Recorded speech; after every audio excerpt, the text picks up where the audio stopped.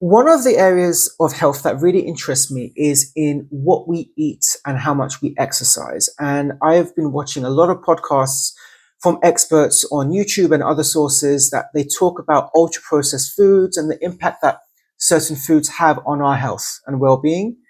And I want to read for you a definition of what health is according to the World Health Organization.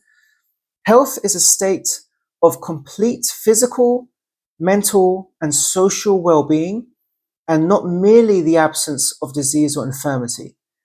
So that says that just because you are not ill or don't have a disease, it doesn't mean that you're healthy. Health is a lot more than just simply not being ill. It's about making sure you have optimal physical health, mental health, and good social connections. All of these three things are closely intertwined together. So while my videos and this channel is all about mental health and kind of that arm of things, that by itself is not enough. And in this video, because of that reason, I want to speak about two things that fall outside of the realm of mental health that I have personal interest in, but really matter in terms of contributing not only to your overall health, but to your mental health as a result. And those two things are diet and exercise. Now, if you click on my previous video, this is quite a while back now, I speak about the fundamental pillars of health and I talk about these two things. What I would say though now is, while you're very welcome to check that video out, there's a lot of experts and free information that talk about diet and exercise, and they're experts in their own field talking about it, that I really found useful, and it's really helped me to really address my own health in, insufficiencies and get me as optimal as I can be and as I want to be. And it's really personally had an impact on how I live my life and how I can therefore be productive and focused as a result. And it's made me feel a lot better. So in terms of exercise, I just want to touch upon this and say that I'd exercise. I try to do daily walks. I try to do at least 10, 15,000 steps a day. And I try to do 10,000 of those steps in one go. So I'll take 2 hours out of the day, do 10,000 steps, listen to some music, walk around some kind of, make sure there's a lot of greenery where I walk and trees, and go through a park just to get a bit of contact with nature and some greenery and some peace and quiet.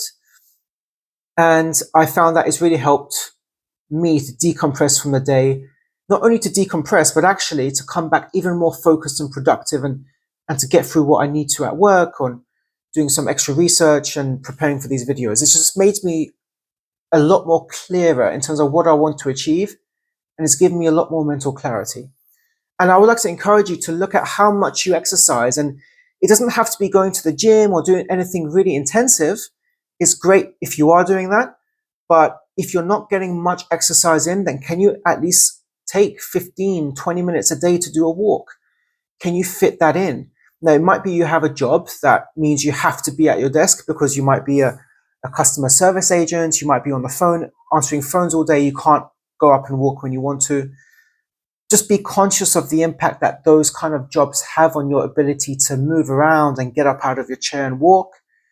And make sure you can try to compensate for that either before work or after work with some good movement to get the body moving, to get the blood flowing, and to help condition your cardiovascular system as well. So making sure you exercise and get movement in is absolutely crucial for your metabolic health, your health overall, but really also your mental health. Especially when you feel stuck mentally, moving the body helps to get you freer and unstuck. It helps to make you more productive, more focused. It really matters, and it just proves how your mental and physical health are really closely tied. The second thing I want to talk about here is something I'm personally really interested in, and it's about diet. It's about the foods we eat. There was a study that 73% of the foods that you can buy, this was in the US, and I think it applies to the UK too, is all ultra processed.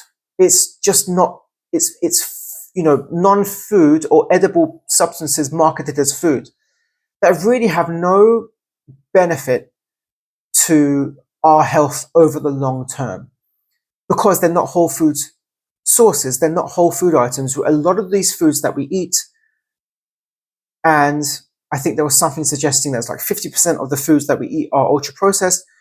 our body's like, what do I do with this? I don't recognize what this is. And it's got all these additives and chemicals. Your body's like, I don't know what this is. And it contributes to a whole array of metabolic illnesses. And so I would just encourage you to look and review at what you eat on a typical weekly basis. How many of the calories you consume come from these kind of ultra processed foods? And how many of those calories come from whole foods? And it doesn't mean it just has to be meat. It could be vegetables, beans, legumes, fiber, healthy fats, omega-3s, all of these things that are beneficial for our health and for our gut, which connects to the brain and helps to improve our mental health overall. What we eat matters, and what we eat and our exercise regime are two significant factors to our health overall and allow us to be optimal. And we have complete control over that for the most part. We have the ability to be more conscious of what we're eating and figure out how we can introduce more healthy whole foods into our diet. And I've personally undergone a journey into this and been trying to restrict some of the ultra processed foods I used to have. And I felt much, much better as a result. And the reason I started this channel really was for me to, I guess, get these ideas out, talk about mental health, which is what I'm very interested in, but also other aspects of health that I don't want to deny on this channel because they really relate to mental health. And in this video, I've spoken about food and exercise as an example of that. So I would encourage you to please look at what foods you eat. Are there any foods that perhaps are making you feel sluggish or not contributing to your overall health that you could maybe remove, or maybe treat yourself once a week so you don't remove it entirely? Can you get more exercise in and movement in? And comment below as to how that has helped you in terms of improving your overall mental health and health overall. I'd love to hear from you. I've been on this journey myself and I find it really fascinating, and it's made a difference to my life. It's made a difference to how I feel. It's given me more energy and it's made me more focused and productive. And I want to encourage you guys to do the same. So please comment below, like the video, subscribe, and I'll be doing more videos in the future around our health overall and especially mental health. Thanks for watching.